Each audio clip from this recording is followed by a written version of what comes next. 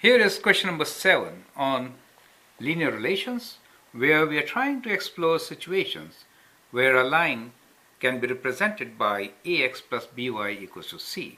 An important thing here is that we really don't have any variable which we can say is independent variable, right? So in fact, both the variables are dependent, but they follow a linear path.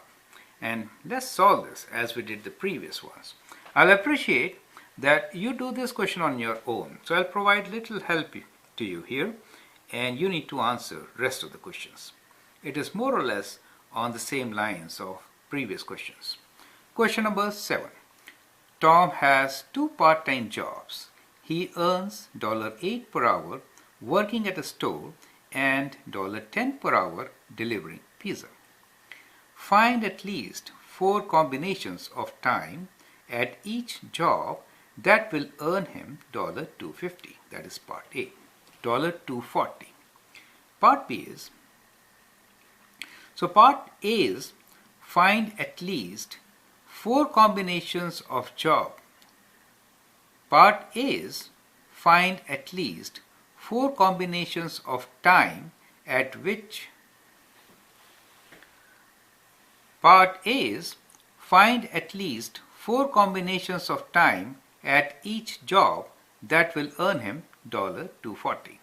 Part B is graph this relation and see what can be the limits for each variable for this situation. And D is what do the intercepts represent?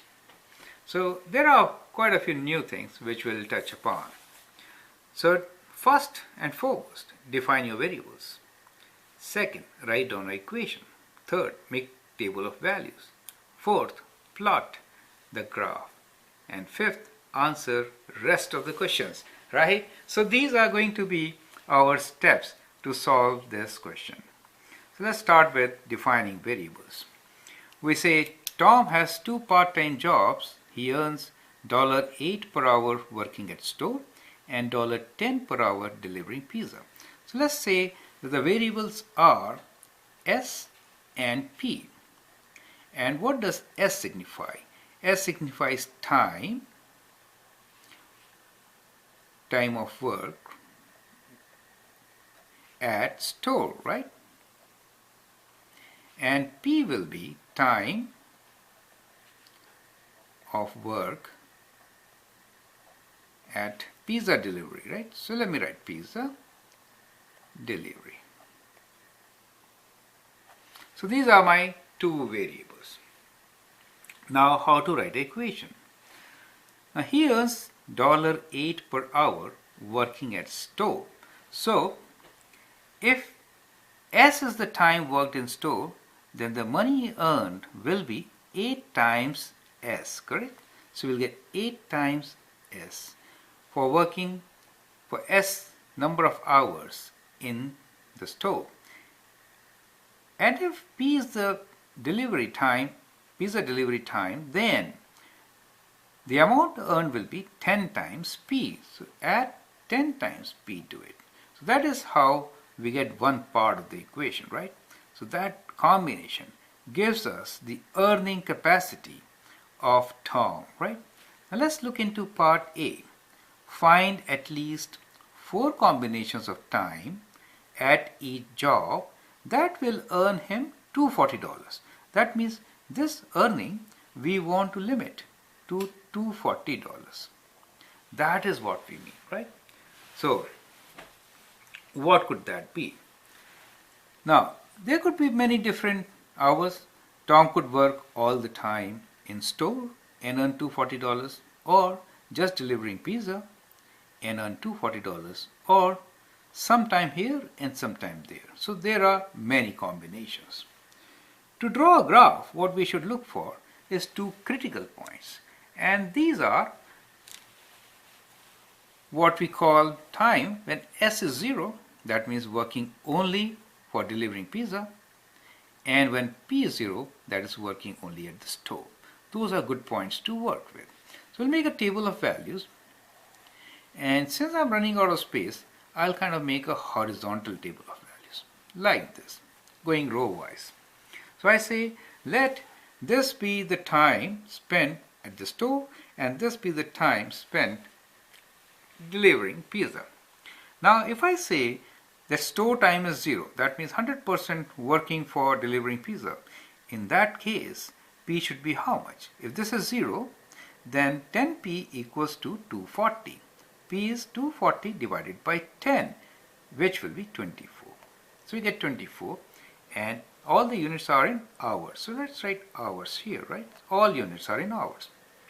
Now if I write 0 for P, then this will be 0 and 8 times S equals to 240. S will be 240 divided by 8, that is 30 hours. So of course he has to work more at the store since the rate is lower. So we get at least 2 points. Now these 2 points will help us to draw a graph, and as an exercise I would like you to find other points, right? So do that. Part B is graph this relation. Now these 2 times are good time for me to graph the relation. How? Let us see. So we know that these variables are such that they are related with one another. So none of them is really an independent variable. So we can take any on x-axis. So let me say S is the variable which I will take on horizontal x-axis. So what is S? Time in hours, right?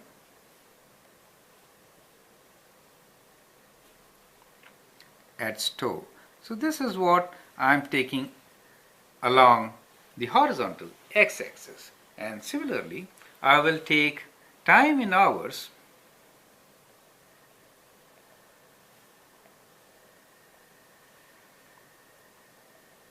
for pizza, right, delivery, and that is my variable P, right? So that is what I'm taking in y-axis. I'll plot these points. First point is 0, 24. So if it is 0, 24, so we get how many divisions here?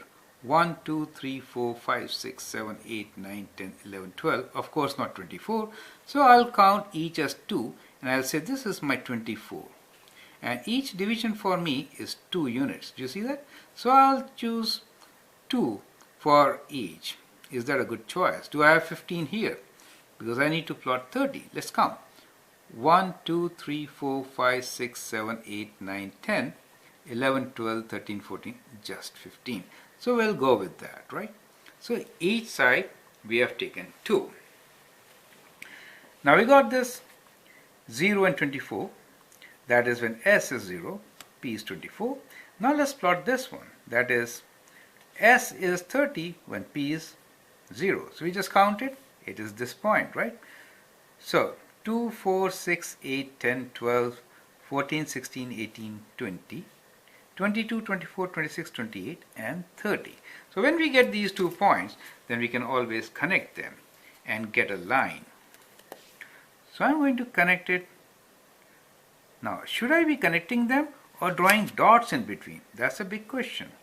Tell me, connecting them, is it a good decision? I think it is, because Tom can work for 2.5 hours, right? Any fraction of time. That is why we can really connect them, right? So this is the way we can graph this relation. Part C is what can be the limits for each variable for this situation. Now, answer is there on our graph. Limits means what is the maximum number of hours required to work at a particular store for earning $240. So the limits are that